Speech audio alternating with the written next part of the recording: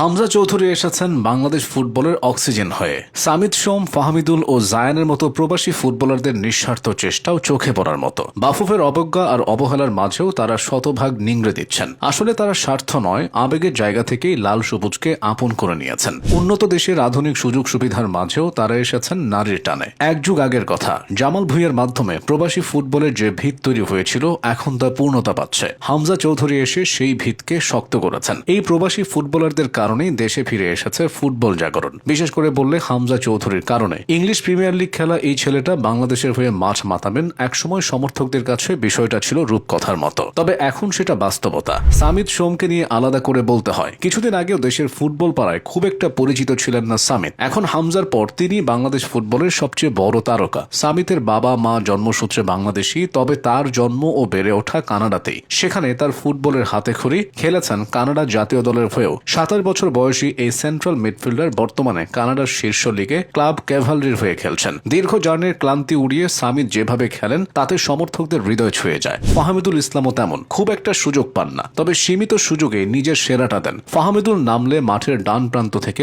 আক্রমণের ঝড় ওঠে, নির্জীব ম্যাচও চনমনে হয়ে ওঠে। ইতালি প্রবাসী এই ফুটবলার ইতালির ঘরোয়া পর্যায়ের বিভিন্ন ক্লাবের হয়ে দীর্ঘদিন খেলে আসছেন। তার দুর্দান্ত গতি আর দুরন্ত ড্রিবলিং বাংলাদেশের মতো দলে ভীষণ কাজে দিচ্ছে। ফাহমিদুলের সবচেয়ে বড় গুণটি হলো তিনি মাঠের একাধিক পজিশনে খেলতে পারেন। চাইলে তাকে লেফট ব্যাকে খেলানো যায়, চাইলে উইং ব্যাকেও খেলানো যায়। সব মিলিয়ে তাকে ঘিরে প্রত্যাশাটা আরো বেড়ে যাচ্ছে। এদিকে সম্ভাবনার আরেক নাম জায়ান আহমেদ। বয়সটা মাত্র 21, তাই তাকে নিয়ে স্বপ্নটাও বড়। জায়ানের বাবা শরীফ আহমেদ, যিনি 90 দশকের শুরুতে তখনকার শীর্ষ লিগ ঢাকা প্রথম বিভাগ ফুটবলে ইস্কাটন সবুজ সংঘের হয়ে 2 বছর খেলেছেন। বাবার পথ ধরেই ছেলের ফুটবলে আসা। খেলেন লেফট ব্যাক হিসেবে। ভার্জিনিয়ার জর্জ ম্যাশন বিশ্ববিদ্যালয়ের হয়ে জায়ান স্পেন, ডেনমার্ক সহ ইউরোপের বেশ কয়েকটি একাডেমিতে অনুশীলন করেছেন এবং টুর্নামেন্টও খেলেছেন। 2025 সালের সেপ্টেম্বরের শুরুতে ভিয়েতনামে AFC অনূর্ধ্ব 23 এশিয়ান কাপের